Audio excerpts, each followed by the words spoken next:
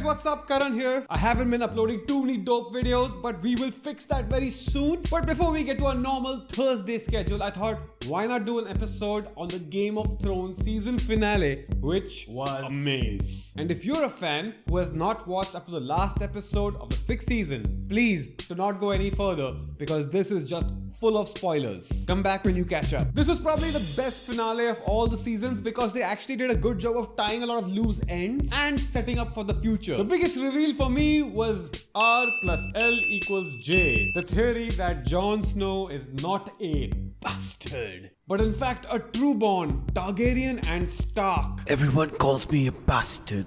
Bastard, bastard, bastard. What does that mean? That he has a connection with the dragons.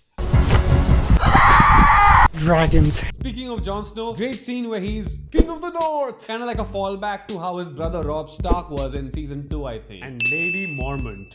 Wow. This girl is a great actor. I'm sure we're going to see her in tons of other things from now on. It's kind of funny to see a room full of grown men with huge beards and swords owned by a 12-year-old. Arya kills Walder Frey. That looked a little bit unbelievable for all the wrong reasons. Who taught Arya how to cook pie? A guy named Hot Pie. Some poetic justice for Arya. She kills Walder Frey the same way he killed Catelyn. Not bad. The scene where Samuel Tarly walks into the library at the Citadel. It's a library straight out of Harry Potter. Hope no wildfires around this place. I bet Gilly's going, I wish he'd look at me like he looks at these books. I mean, Samuel had a huge boner. Books. Knowledge. What's he gonna learn? How to make wildfire, perhaps? I wonder if wildfire would work against the White Walkers. Now, Game of Thrones isn't all good. The whole plot point at dawn in the south has been really bad. It took Olenna Tyrell to show up and school those sand bitches.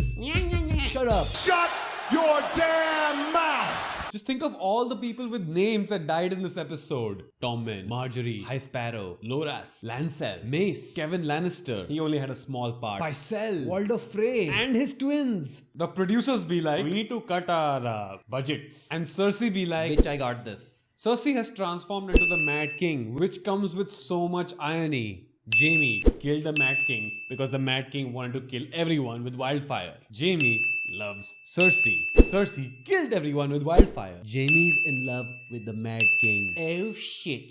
King Tommen's death was kinda sad. The joke going around is that Tommen took King's Landing way too seriously. Another interesting moment, conversation between Jon Snow and Sansa Stark, where she tells Jon only a fool would trust Littlefinger. Maybe the Starks are learning after all. Very touching moment in this episode was Queen Daenerys giving the pin to Tyrion. Tyrion Lannister has had a pretty rough time up to this point. Being ridiculed for being a dwarf, blamed for his mother's death, falls in love with Shae, gets betrayed by Shae, gets betrayed by his father, ends up killing his father. All's well that ends well, right? Props to the director of the last 2 episodes, Miguel Sapochnik. Pretty sure I butchered his name. The way this episode built up the tension with the music and the silence, it was incredible. And that ending with thousands of ships was quite spectacular.